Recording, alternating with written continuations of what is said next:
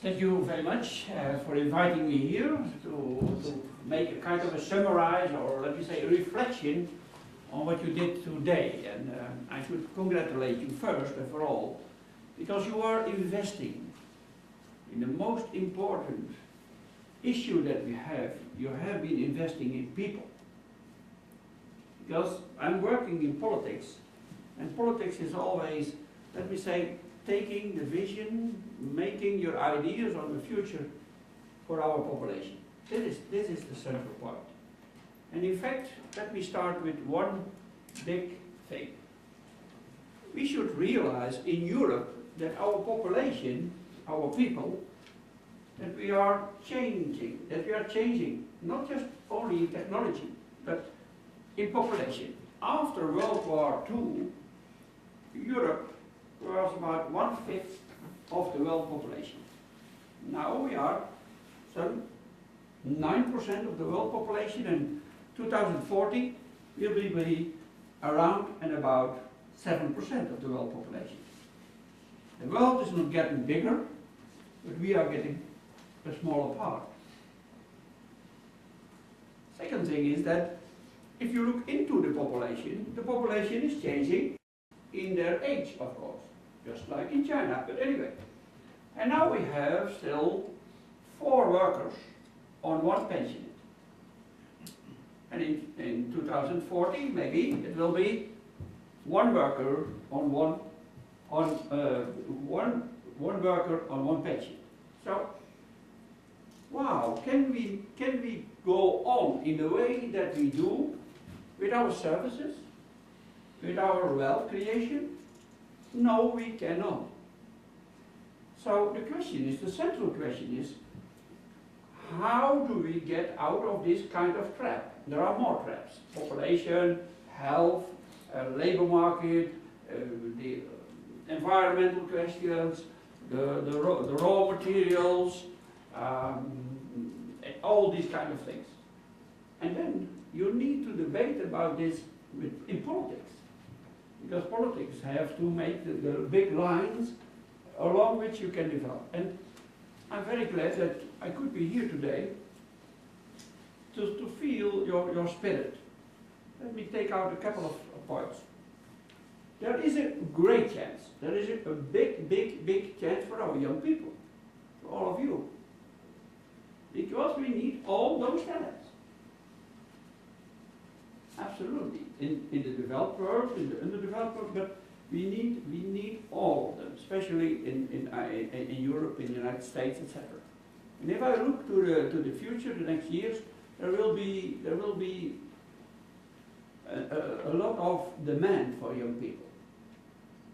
If you know that in this current situation, of all who finish their schools, there should go 1 of the 3 of each 3 should go to work in the care sector, to help older people, to work in health. Will it happen? No, this will not happen, because we need the people for the ICT. I just heard in the debate, we need people for the ICT, we need people for this and people for that. So we have to change our methods. And then we have the second part of the debate this afternoon, and I just heard about the censoring and these kind of things. We need this technology. We have to bring these worlds together. The one world of technology driven, this is research, development, with the normal people's life.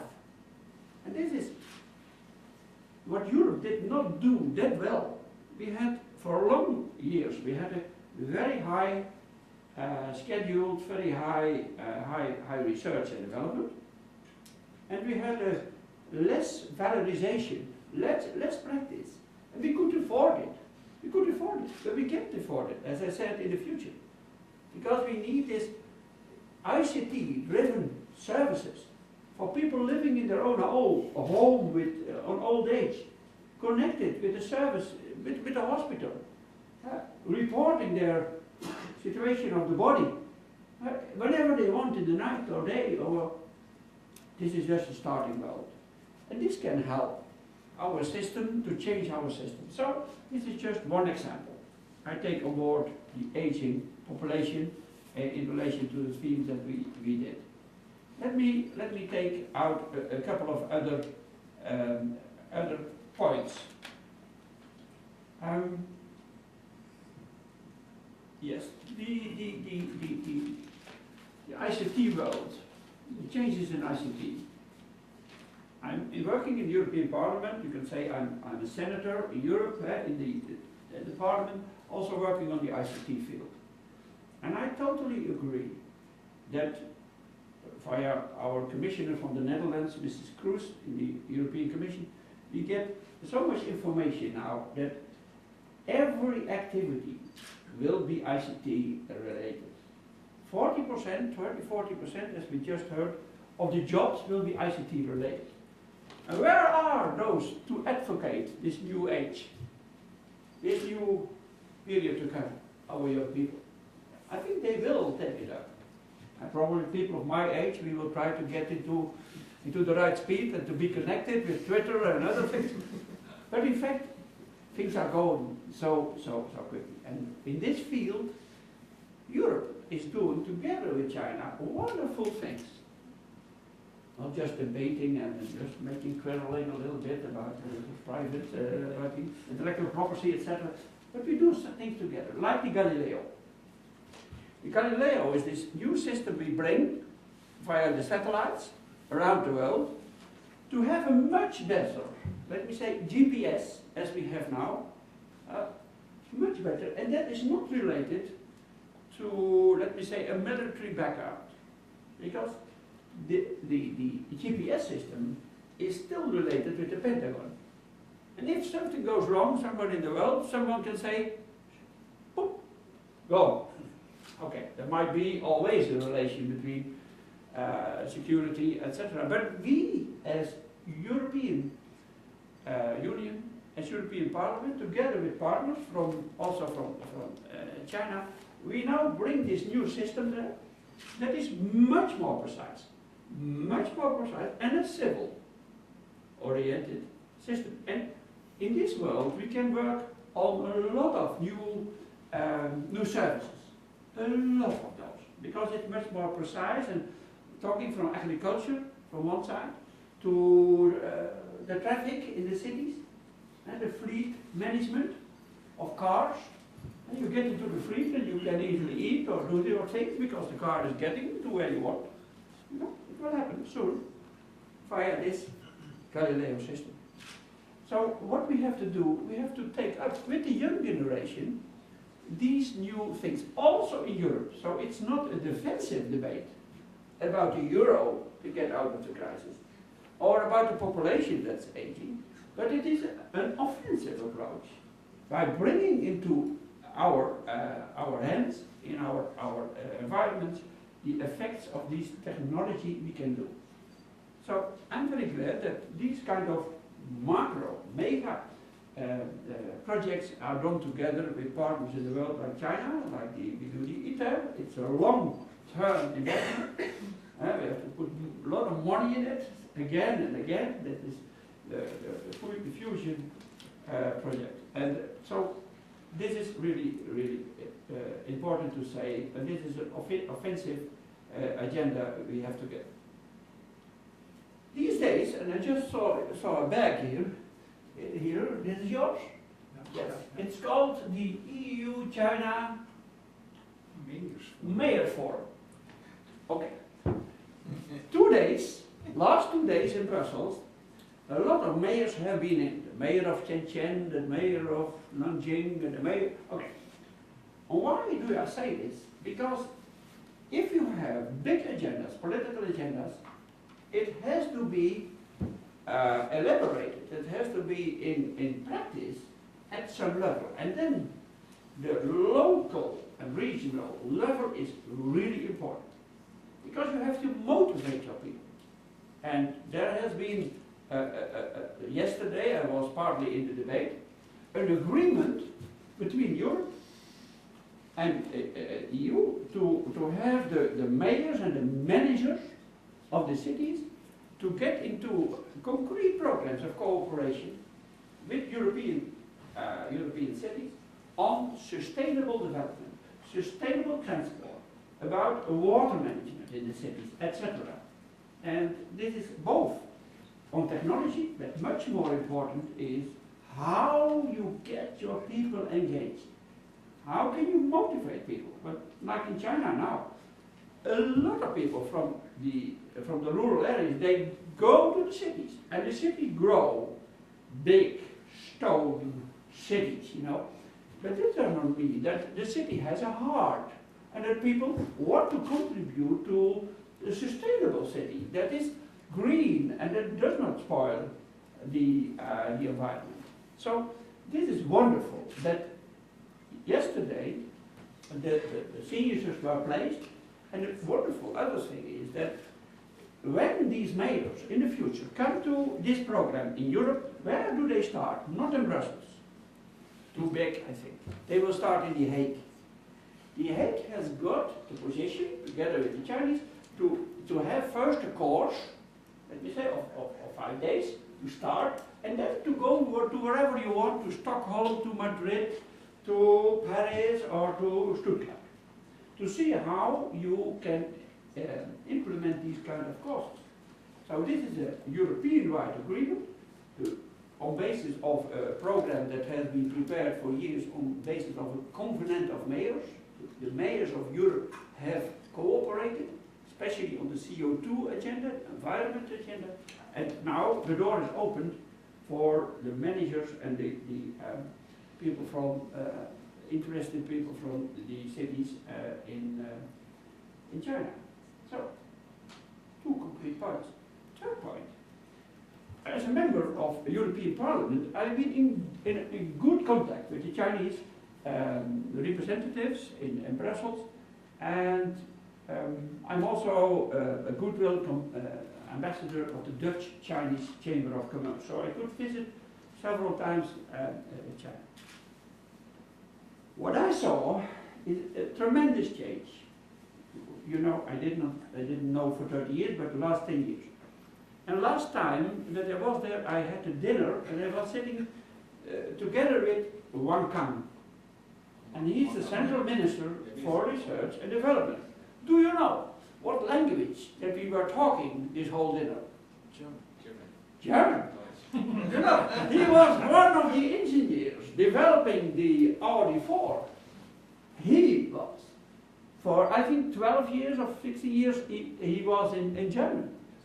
And he knows our system. So it's not saying, oh, we have to protect and to hide or whatever. Chinese are that well informed about what happens here, and you can really know that we can exchange this information on political level and on the level of the knowledge institutes, universities and companies. What I initiated in Brussels was a kind of an exchange on general level. You know, China has a problem. What's the problem of China? That is boosting in the coastal areas in the south, and it's a little bit retarded, a little bit slower in some inner parts. You know, China is a big, huge country. How to keep it balanced? How to keep people supporting the central policy? You do it in the 12th working plan, no, it is called? 5-year plan. 5-year plan, in the 12th 5-year plan. But they asked me, because I'm the speaker, I'm the central rapporteur for regional policy in the parliament, the main negotiator with the governments about the policy to come, 2014, 2020. They said to us, how can Europe do this? It was 4 years ago, before the big crisis. They said, how can Europe do it? They enlarge, they take the countries that come away from communism, and then you took them on board. You spent money from the richer parts to help them. These are the regional funds, structural funds, cohesion funds, and it helped both. From every euro that is placed from the Netherlands or from Germany to Poland or Hungary, 3/4 comes back. You know, it's a kind of a system. So what did they ask? They said, okay, let's make a study.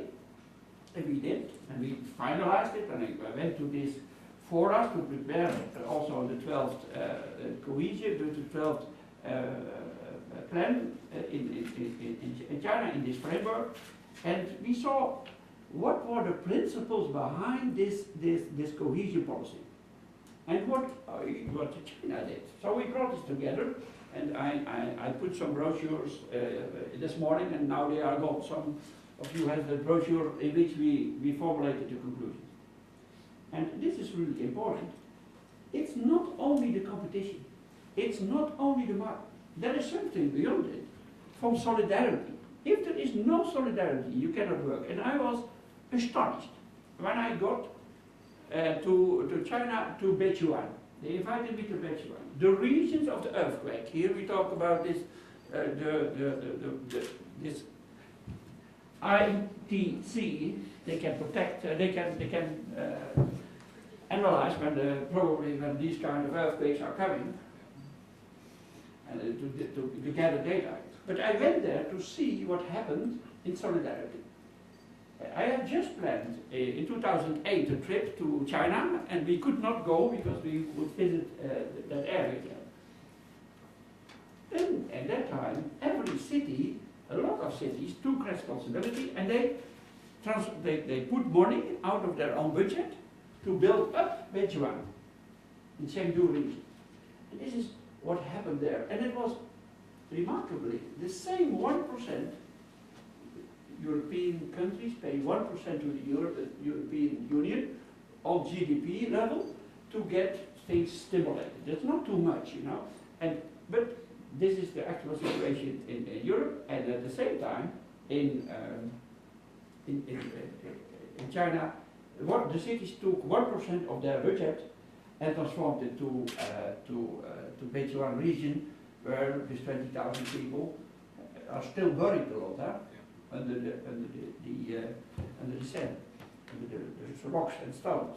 So sometimes you can, when you really have the contact, things are coming up in cooperation that you can learn a lot if there is really interest. And I think it's both on the level, as you debated it today, of the universities, of the level of the companies, of the levels of the knowledge institutes. That happens over and over. And I think, being a Dutchman, yeah, we are well situated with our ports, the main port of Europe, that a lot of Chinese come here. We have our language, the Dutch, but also we speak English. This is really important for communication, I think. And yeah, we are willing to, we have an open mind, we are willing to cooperate. And what also helps a lot in political debate is the point that the Chinese that are here, some 30 years, 40 years, some 10 years, they have socialized, to say they have integrated in a way that there is never a debate. And for those who know, we have a debate about the Moroccans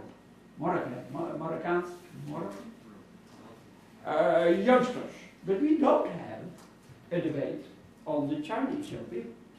You know, this is something remarkable, and that's why when I saw this picture of the Inspraakorgaan of Chinese, really, this is important that you are easygoing, adapting, keeping the contact between the Chinese, and you solve a lot of problems. If you have problems, you solve it in the family very often in the group, and that's why I'm so happy when I got this invitation. Lambert, can you get to Twente? We make for you a program. If you come early in the morning, you can listen to the speeches in the beginning, and then we take you to the university and to a lot of institutes. I did, to come back here and to hold this more general speech. So, yes, thank you very much for inviting me. I'm working in the European Parliament, and I do want to say to the association, if what you want to ask me for your help to introduce you into one of those bodies or whatever, I can really help. So it's also to you personally. I cannot solve a lot of, not all problems, but contacts is really important, especially in cooperation in Europe. I didn't want to double the debate that has already been done, but I think you had a wonderful day. Thank you very much.